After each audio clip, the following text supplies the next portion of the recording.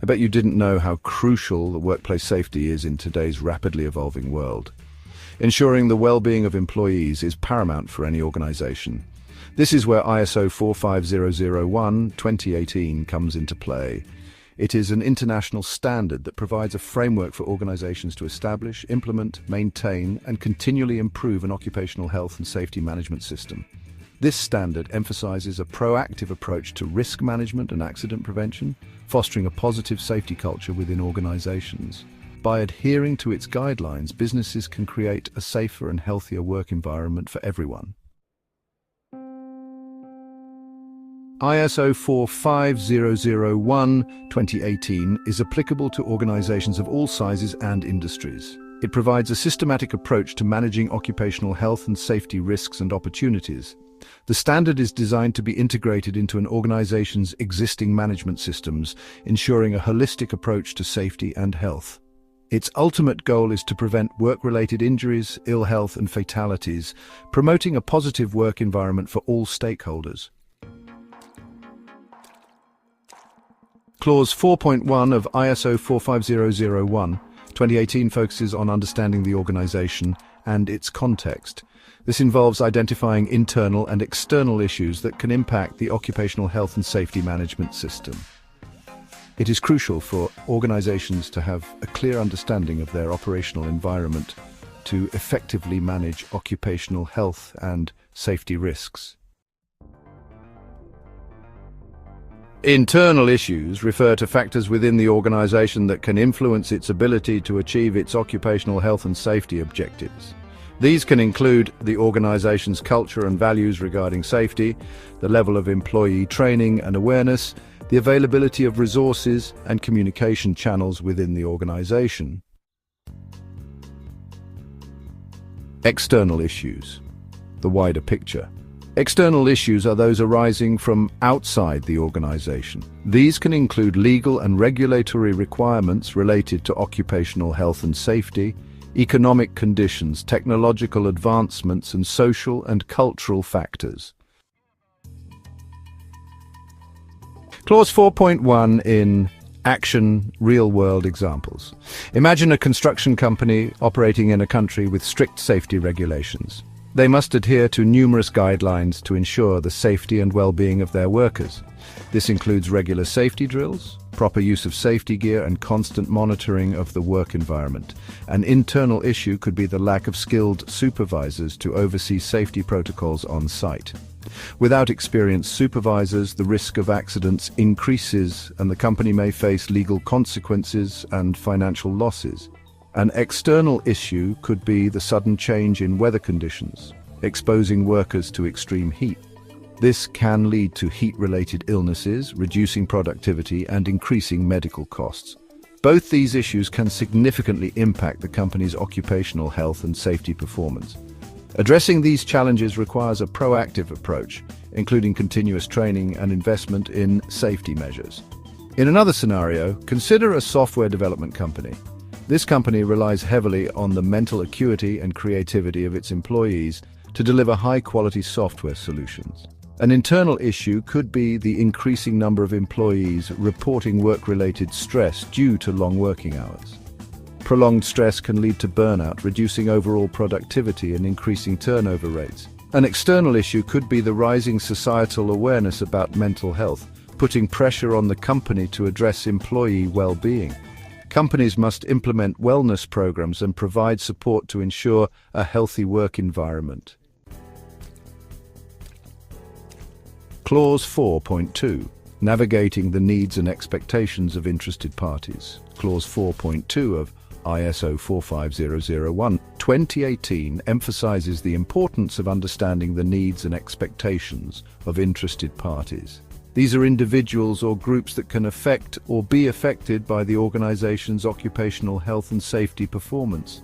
Identifying and understanding their requirements is essential for a successful OH&S management system. Interested parties can include employees, contractors, customers, suppliers, regulatory bodies, and local communities. Each of these groups has unique needs and expectations regarding the organization's OH&S performance. Clause 4.2 in Practice Real-World Examples. In this section, we will explore how these principles are applied in real-world scenarios, providing a comprehensive understanding of their importance and impact. For a manufacturing company, employees expect a safe and healthy work environment, proper training, and access to safety equipment. This is not just a legal requirement, but a fundamental aspect of employee welfare.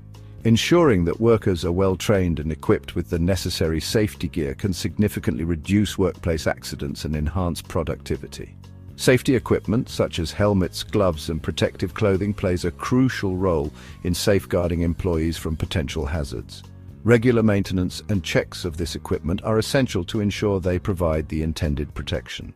Customers demand products manufactured under ethical and safe working conditions. They are increasingly aware of the conditions under which their products are made and prefer to support companies that prioritize worker safety and ethical practices. This consumer awareness drives companies to maintain high standards in their manufacturing processes. Regulatory bodies require compliance with safety regulations and reporting of incidents.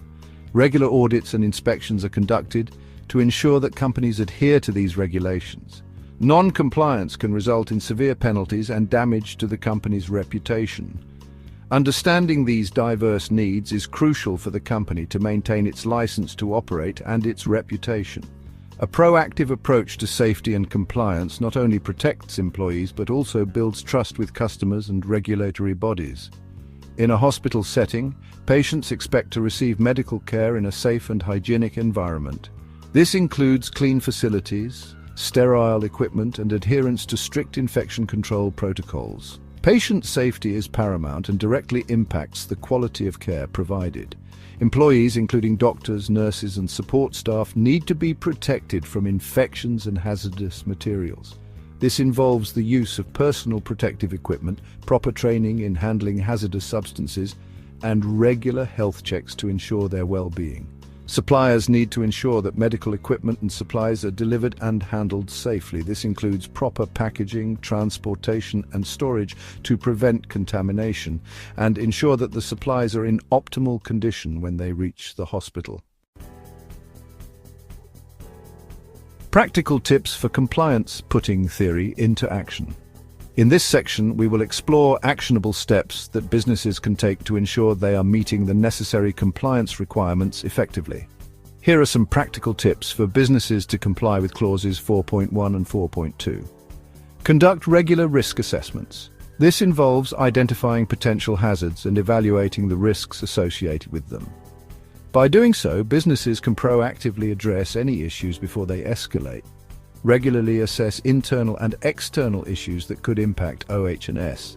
This means staying informed about changes in regulations, industry standards, and other external factors that could affect your operations.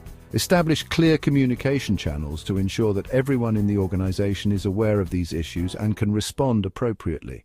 Encourage open dialogue between management and employees about OH&S concerns. This can be achieved through regular meetings, feedback sessions, and an open-door policy. Provide comprehensive OH&S training to ensure that all employees are knowledgeable about safety protocols and procedures.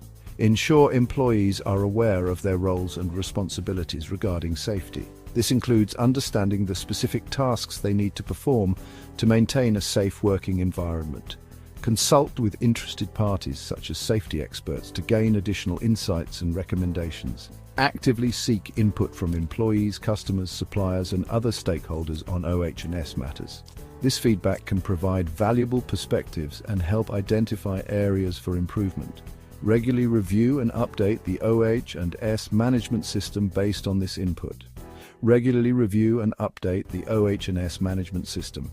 This ensures that it remains effective and relevant to the current needs of the organization. Make adjustments as necessary to address any new challenges or changes in the business environment. Ensure it remains relevant and aligned with the organization's context and the needs of interested parties. By doing so, businesses can maintain a proactive approach to OH&S, ensuring a safe and compliant workplace for all. Conclusion: the cornerstone of a robust OH&S management system. Clauses 4.1 and 4.2 of ISO 45001, 2018 form the foundation of a robust OH&S management system.